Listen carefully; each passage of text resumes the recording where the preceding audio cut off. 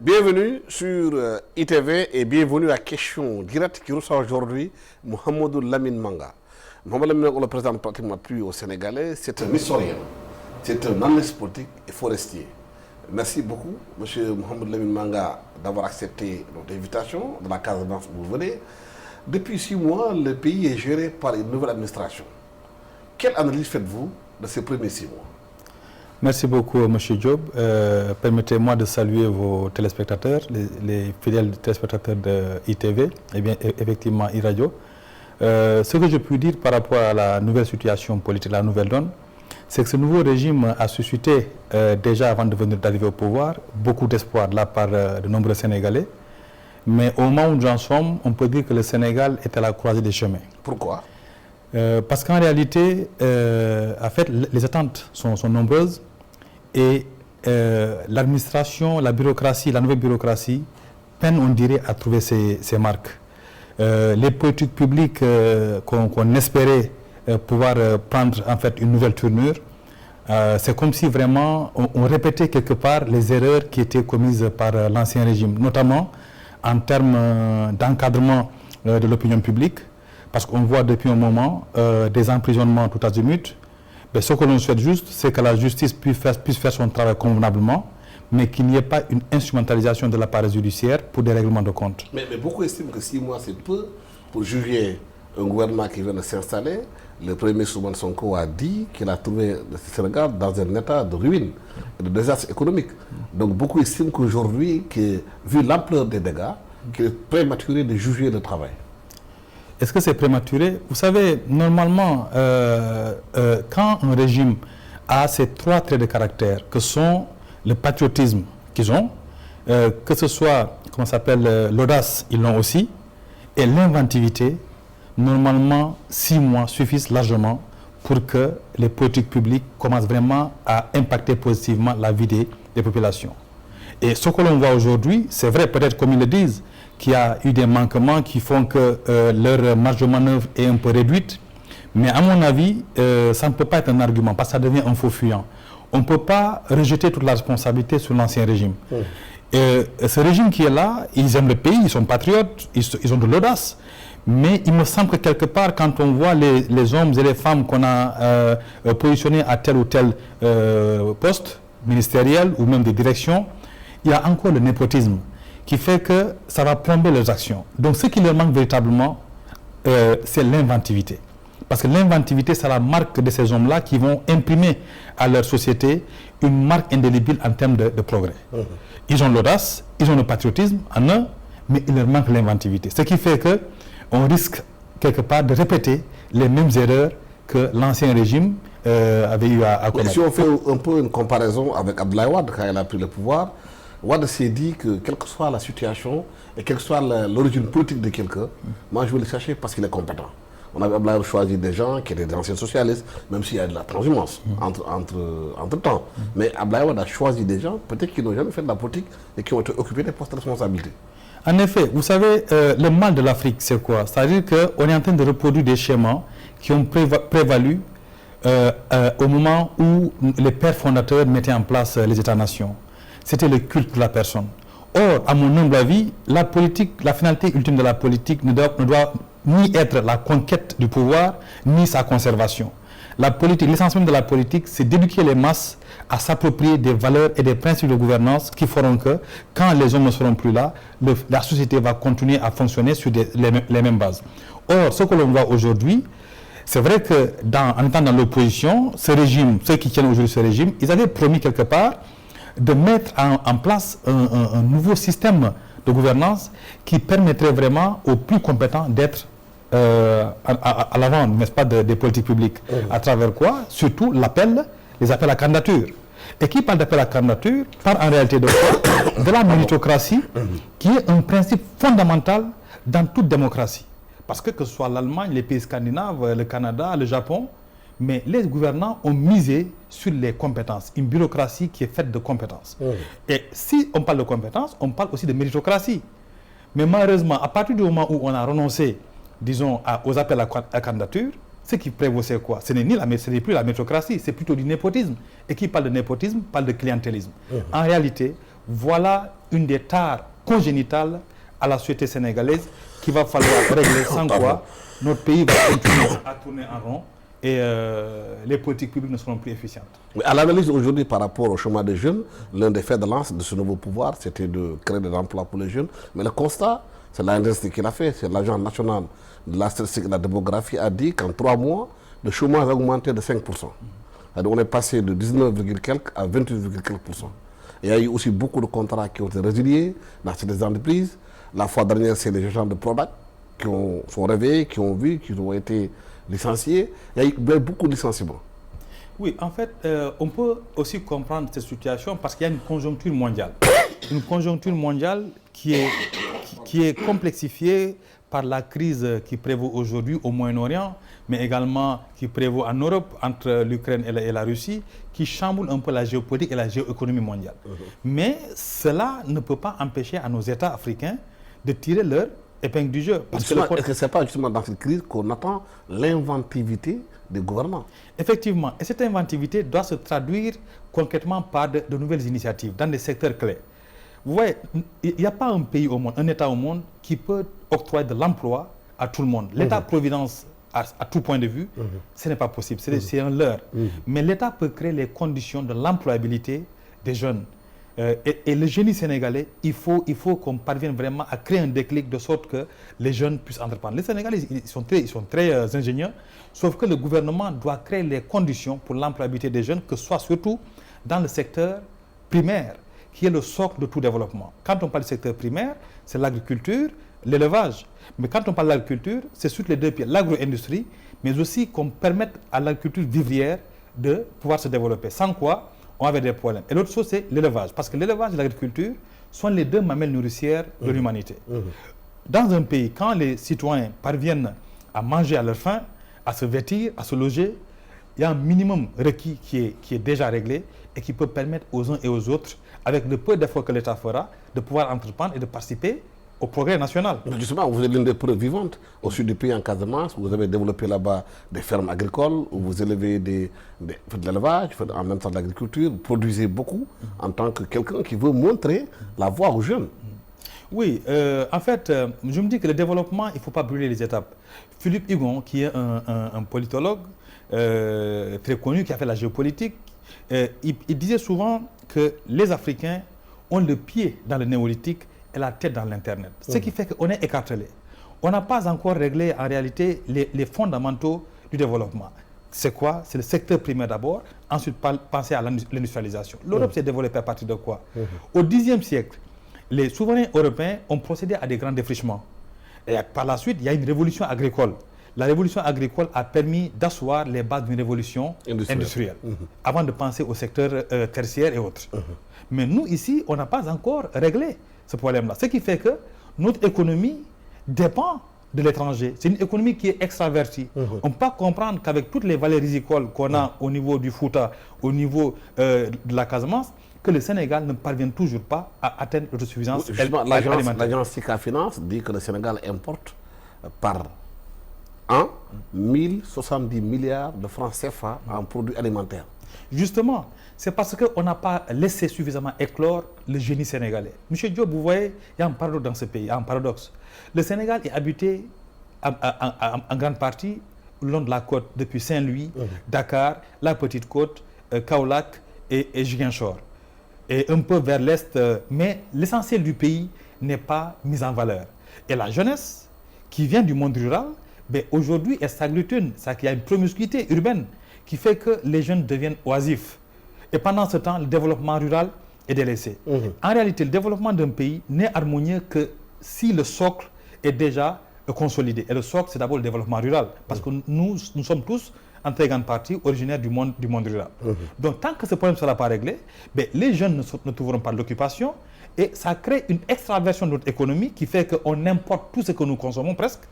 Et cette extraversion-là, elle devient appauvrissante. Elle fait que l'État ne trouvera pas les moyens vraiment d'occuper ces jeunes.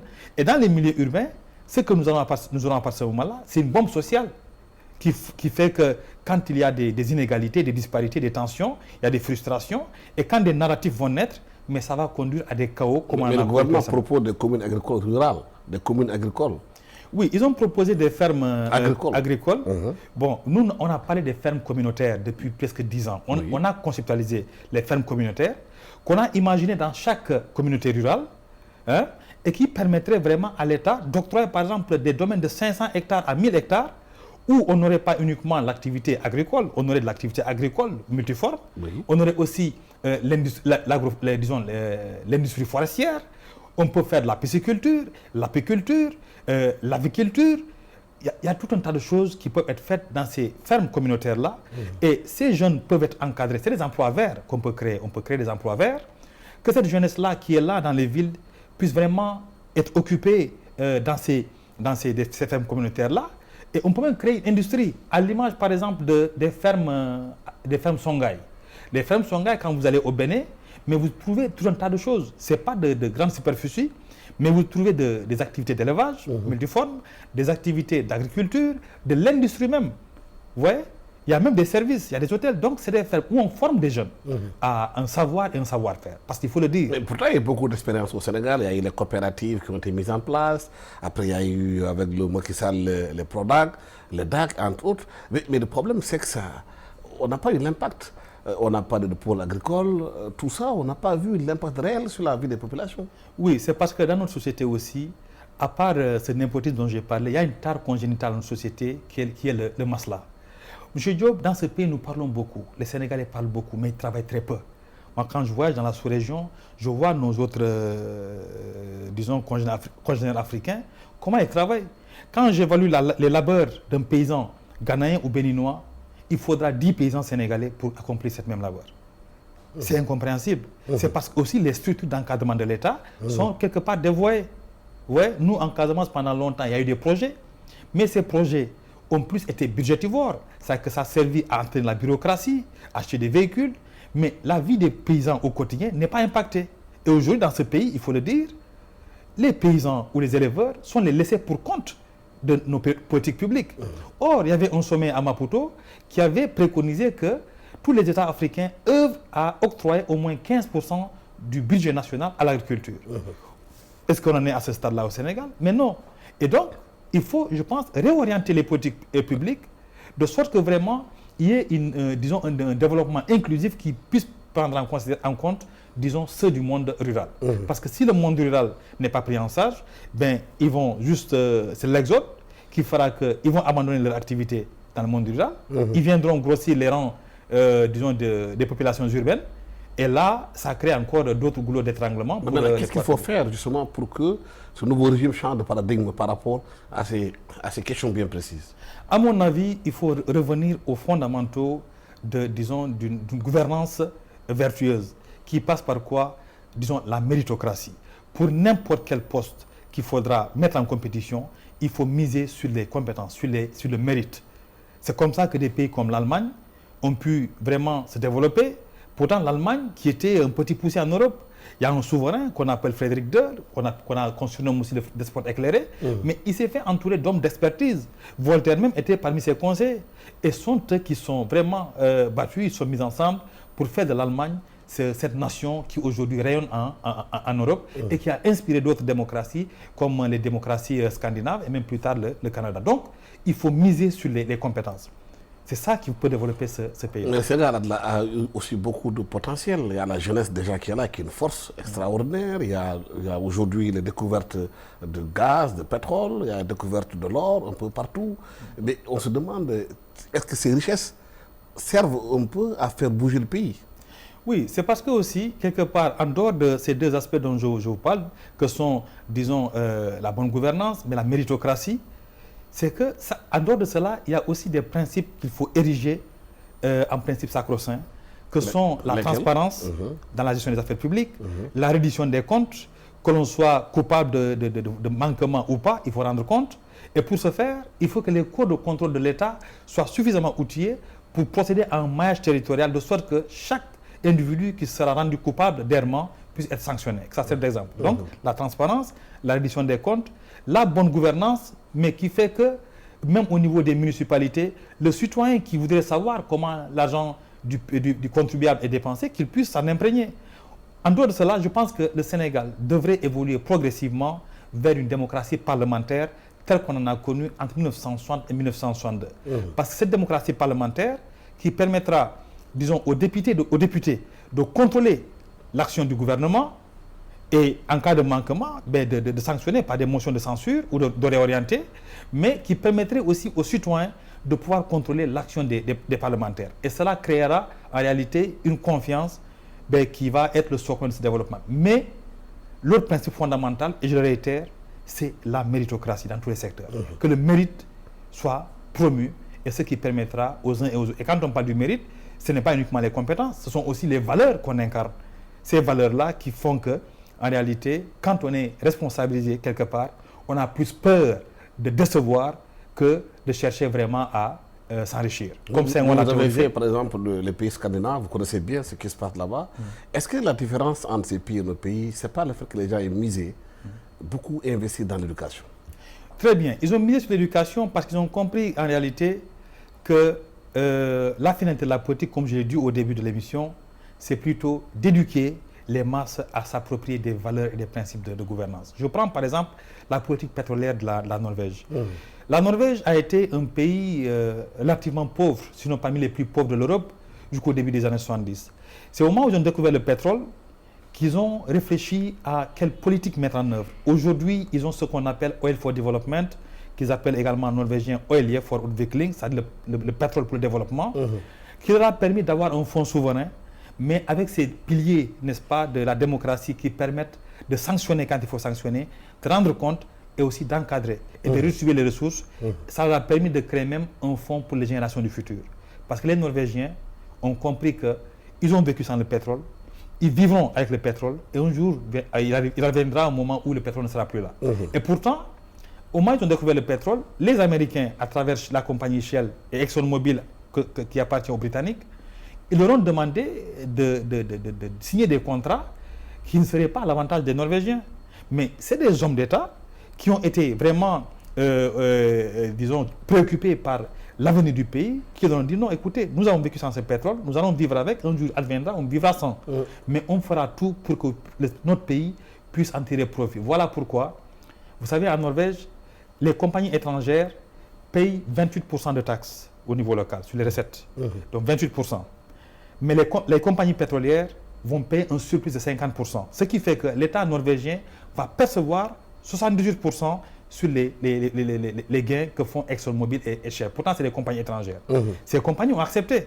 Mais aujourd'hui, au Sénégal, on parle de chiffres. Mais ces chiffres, il n'y a pas d'unanimité autour des chiffres, n'est-ce pas, par rapport au pourcentage que le Sénégal devrait avoir, que ce soit par rapport au pétrole ou encore par rapport au gaz. Et il faut en réalité redéfinir ces politiques-là. Il faut renégocier les contrats et que tous les Sénégalais sachent vraiment ce que le peuple doit gagner. Est-ce que les questions de fond, ce n'est pas un leadership qui pose problème dans nos pays? Ce n'est pas que nos dirigeants n'ont pas dans la perspective, dans la prospective de laisser quelque chose à l'histoire. Mais on a l'impression qu'on vient juste pour se servir, pour un temps, servir son clan et partir. Et on ne pense pas à ceux qui vont venir après. On ne pense pas à laisser une empreinte à l'histoire, comme a eu à le faire certains leaders comme Deng Xiaoping en Chine. Aujourd'hui, on parle de développement chinois. C'est lui qui a mis les premières bases en disant qu'un chat soit gris ou noir, d'essence qu'il attrape la souris, en parlant de capitalisme, qui fait que la Chine est la première puissance mondiale aujourd'hui, pratiquement. Justement, si l'on prend le cas de la Chine a été traversée aussi par des convulsions révolutionnaires. Il y a eu plusieurs guerres, avant même les guerres de l'opium.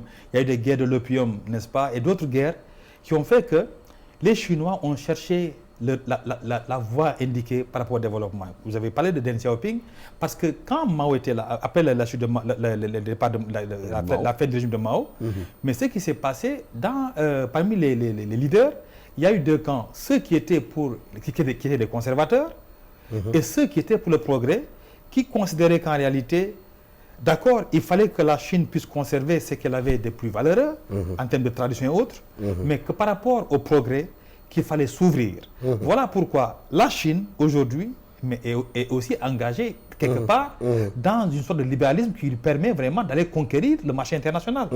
Pour vous dire qu'en réalité, les leaders mondiaux, pour laisser une empreinte indélébile, n'est-ce pas, à leur société, à leur peuple en termes de progrès, ils ont besoin de 3 choses. Le patriotisme, disons, l'audace d'entreprendre et l'audace de l'anticonformisme, mais surtout l'inventivité. Oui. Et nos leaders africains, nombreux, sont ceux qui ont de l'audace, du patriotisme, mais ce qui leur manque, c'est l'inventivité. Mais pourquoi? Je trouve, vous me permettez de préciser, il y a 2 leaders qui m'ont marqué, quand je vois un peu la gouvernance de nos hommes d'État en Afrique. Paul Kagame, il a les 3 critères. Il est patriote, il est audacieux, il est inventif. Jerry Rawlings, du Ghana, a été patriote, il a été audacieux, il a été très inventif. Mais c'est des pays aussi où les libertés sont confisquées. Hein? Oui. Il y a une dictature qui dépasse son nom. Bon, on peut parler d'une dictature relative, mais vous savez... Parce qu'au Rwanda, l'opposition n'a pas droit à la parole. Mais le cas du Rwanda... Rawlings qui a été aussi au pouvoir aussi, il y avait des problèmes aussi. Hein? Mais il ne faut pas oublier que quand on parle du Ghana, avant Rawlings, mais c'était le chaos, c'était le désordre au Ghana. Ensuite, il fallait... parce que, en fait, le peuple ghanéen, le Ghana était quelque part malade de la gouvernance de ses élites. Il y avait plusieurs coups d'État, il y avait de la corruption, il y avait des détournements. Et c'est Jerry Rawlings qui est venu, qui a restauré une gouvernance de rigueur, d'austérité, qui a permis plus tard de faire basculer le Ghana dans la démocratie. Et ce qui fait que le Ghana, qui n'était pas avant un modèle, est devenu un modèle qui concurrence presque le Sénégal, tout comme le Bénin. Vous voyez? Donc, il faut de l'inventivité. Et ça, malheureusement, ça manque à beaucoup d'Africains. L'inventivité dans tous les secteurs d'activité, que ce soit dans la justice, dans, disons, la bureaucratie, que ce soit dans les politiques agricoles, l'économie. Vous voyez? Donc, tout ça, il faut de l'inventivité. La médecine, je prends par exemple le cas de la santé. Au Sénégal, aujourd'hui, on insiste beaucoup sur la santé curative. Or, les véritables politiques sanitaires, mais mises autant sur les politiques préventives, donc la santé préventive, que sur la santé curative. Donc il y a tout un tas de choses qui font que nos leaders doivent être plus inventifs, miser sur l'expertise, ceux qui ont le savoir et le savoir-faire. Ouais, vous êtes historien, vous connaissez comment l'histoire se fait, comment elle se bâtit. Est-ce que vous pensez qu'on peut continuer à enseigner à nos enfants l'histoire coloniale? Que Faidherbe a été un vainqueur, que Cheikh Omar Foutiyou Tall a été peut-être vaincu par quelqu'un, comme on le dit de façon globale. Est-ce que Lat Dior a été battu par un blanc? Est-ce que si on continue à cette histoire à nos enfants, vous pensez que demain, psychologiquement, ils peuvent faire face aux blancs? C'est une question qui est très pertinente et qui me permet de glisser un peu dans les questions d'ordre épistémologique et même historiographique. Vous savez, le problème qu'on a en Afrique, c'est qu'on ne discute pas beaucoup des questions épistémologiques, des disciplines qui sont enseignées ici et là, que peut-être les médecins le font et d'autres, mais dans les sciences sociales, on ne discute pas beaucoup du sens et de la finalité de nos disciplines. On est plus dans le mimétisme. Vous voyez? Or, ce qui fait la spécificité de l'histoire, c'est que c'est une discipline qui a été codifiée, qui est devenue une discipline universitaire à partir de l'Allemagne en 1764. Même les Français ont fait du mimétisme plus d'un siècle plus tard, parce que les Allemands ont fait naître 3 écoles historiques. Il y a eu le courant, disons, méthodique, qui est né à Göttingen en 1764. Il y a eu le courant historiciste avec les von Ranke et Humboldt. Il y a eu un courant nationaliste qui a permis à l'Allemagne d'être unie et de conquérir sa souveraineté dans le reste de l'Europe, et qui leur a permis aussi de prendre la revanche sur la France entre 1870 et 1871. Mais les Français, après cette débâcle, ont cherché à comprendre ce qui faisait la force de l'Allemagne. Voilà pourquoi des chercheurs comme Ernest Lavis et d'autres ont été faire leurs humanités en Allemagne, et ils ont compris que c'est l'érudition universitaire allemande qui a donné de l'avance à l'Allemagne, que ce soit dans la philosophie, l'histoire et dans toutes les autres disciplines. Et ils sont mis à faire des réformes, n'est-ce pas, qui ont permis vraiment de développer d'autres programmes. Et les Français étaient très en retard par rapport à l'Allemagne. Et ce qui fait que, donc, ils ont procédé aussi à des réflexions épistémologiques qui ont fait naître le courant positiviste en France et plus tard l'école des annales, qui a fait évoluer la recherche. Mais ici, aujourd'hui, en Afrique, ce que l'on constate, c'est quoi? On ne discute pas de ces questions épistémologiques. Donc, ce qui fait qu'on oublie même le sens et la finalité de l'histoire. Est-ce que ce n'est pas le rôle des intellectuels de poser ces débats? Ce débat doit être posé, d'autant qu'il permettra de mettre en adéquation l'enseignement universitaire, l'enseignement de façon globale, en adéquation avec les aspirations du peuple. Parce que quand l'enseignement ne répond pas aux aspirations du peuple, c'est un enseignement qui est inutile. Et malheureusement, on est encore dans ces situations qui font qu'il y a des disciplines, on ne connaît pas vraiment leur finalité. Je ne parle pas de l'histoire, mais l'histoire doit être fondée comme beaucoup d'autres disciplines, comme la sociologie, l'anthropologie, même le droit. Parce qu'il faut adapter, disons, ce savoir-là aux préoccupations des populations. Il ne faut pas qu'on soit dans le mimétisme. Justement, c'est la question toujours posée par rapport aux enseignements qu'on donne dans nos universités, qui souvent peut-être n'épousent pas la réalité concrète. Effectivement, ça veut dire qu'il faut un changement de paradigme. Ça veut dire que la recherche doit être expérimentale. Il faut que ce soit une recherche qui est tournée aussi vers le progrès et le bien-être des populations. Mais quand cette recherche n'est pas enracinée, n'est pas ancrée dans les réalités locales, ben ça crée un déphasage qui n'est pas profitable. Et donc, aujourd'hui, on met souvent la responsabilité sur le dos, la responsabilité de nos errements, de la faillite de nos États, sur le dos des gouvernants. Mais les intellectuels aussi ont pas de responsabilité. Parce que très souvent, ils ne produisent pas un savoir qui permet de comprendre les problèmes que nous vivons et de pouvoir nous projeter. Et à mon avis, il faut aller vers cela. Est-ce qu'il faudrait travailler à ce qu'il y ait un link entre l'université et le pouvoir politique? Justement, il faudrait qu'il y ait ce link-là. Sans ce link, on ne parviendra pas. Mais allez en Europe. Mais les gouvernants sont renseignés et orientés par qui? Par les grands think tanks, les instituts de recherche, n'est-ce pas? Que ce soit dans les instituts de développement, dans les conflits et autres. Moi, par exemple, en Norvège, il y a eu des universités qui sont spécialisées en études de développement. Vous voyez?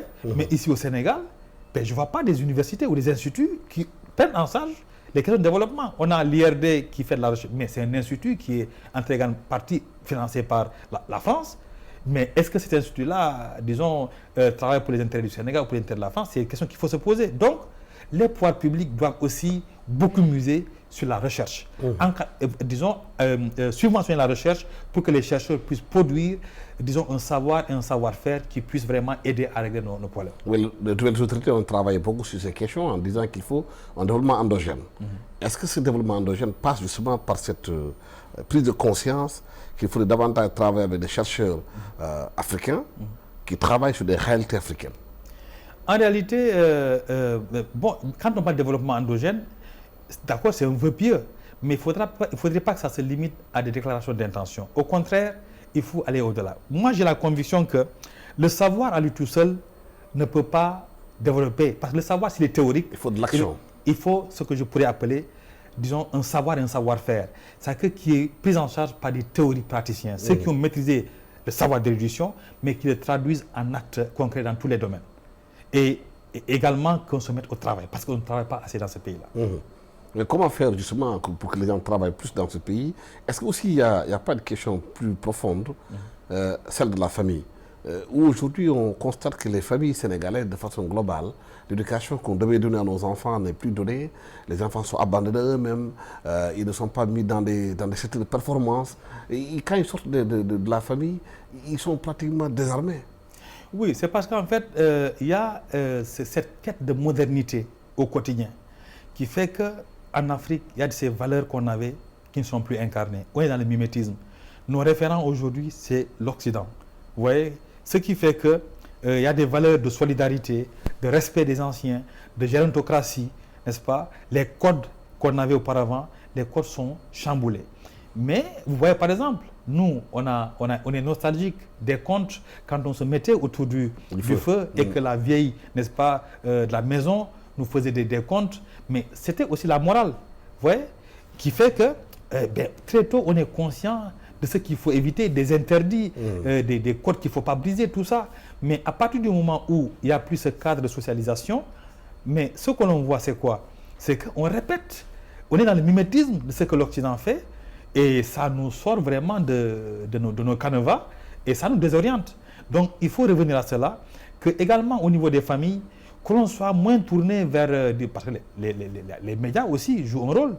Vous voyez aujourd'hui des gosses d'un certain âge qui très tôt manipulent les portables.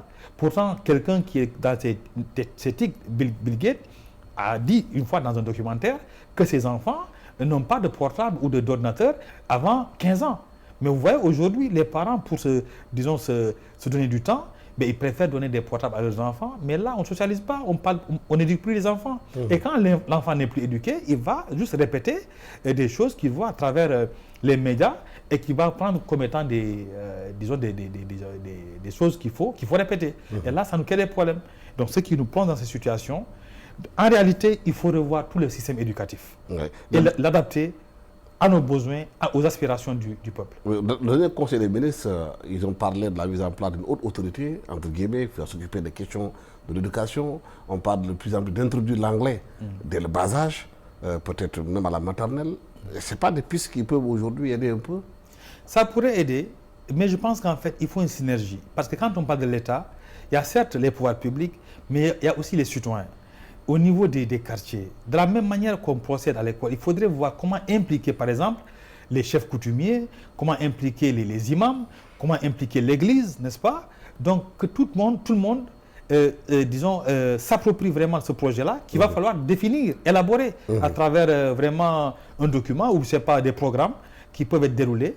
Et à partir de ce moment-là, peut-être que ça peut aider. Parce qu'il y a des pays qui ont subi aussi un choc, mais qui ont su garder leur authenticité. Je parle des pays asiatiques, n'est-ce pas, qui ont pourtant à un moment donné subi la domination des pays occidentaux, mais qui ont su retrouver leur valeur. Oui. Et dans cette prise en charge de la jeunesse, les gens déplorent aujourd'hui que les retraités ne soient pas mis à contribution en tant que volontaires dans les quartiers pour prendre en charge les enfants, créer des vocations, discuter avec les enfants. Les gens estiment qu'aujourd'hui les retraités devaient plus servir le pays que d'être mis dans des grandes places. Je peux par exemple donner un exemple. Je peux donner un exemple. Vous voyez, l'année scolaire telle que c'est déroulée, on ne voit pas le lien entre, disons, les élèves, les apprenants et la société. Or, il y a un programme qui peut être inclus dans les curricula. Par exemple, la semaine du civisme et de l'environnement, puisque aujourd'hui on constate aussi que, disons, notre cadre de vie est en train d'être agressé. Mais on pourrait asseoir ce programme-là, donc de cette semaine du civisme et de l'environnement, qui serait inclus dans les curricula et qui permettrait aux enseignants et aux apprenants, disons, de se rendre dans le monde rural ou bien dans les quartiers, de communier avec les sages, de communier avec, disons, les imams et d'autres, les chefs coutumiers et autres, mais en même temps de procéder à des actions de nettoyage, également de reforestation, d'embellissement. Ils vont apprendre des valeurs africaines. Et là, la société vient en appoint, disons, à l'école. Et je pense que ça peut être un début vraiment vers une reprise à main de notre société. Sans quoi, ben, nous allons nous tourner vers l'Occident, qui sera pris comme modèle et universel. Et là, ça va nous créer davantage de problèmes que de solutions. Mohamed Lamine Manga, merci d'avoir été moi sur ce plateau de ITV à Question Directe. Je rappelle que vous êtes historien, vous êtes analyste politique et forestier, que vous faites d'ailleurs en Casamance de très belles choses concernant l'agriculture, alliée à l'élevage, pour montrer l'exemple que tout jeune Sénégalais qui est déterminé et qui veut s'en sortir peut investir dans l'élevage, dans aussi l'agriculture, pour s'en sortir. Merci à toute l'équipe technique qui m'a accompagné pour la réalisation de cette émission. Merci, au revoir. Merci.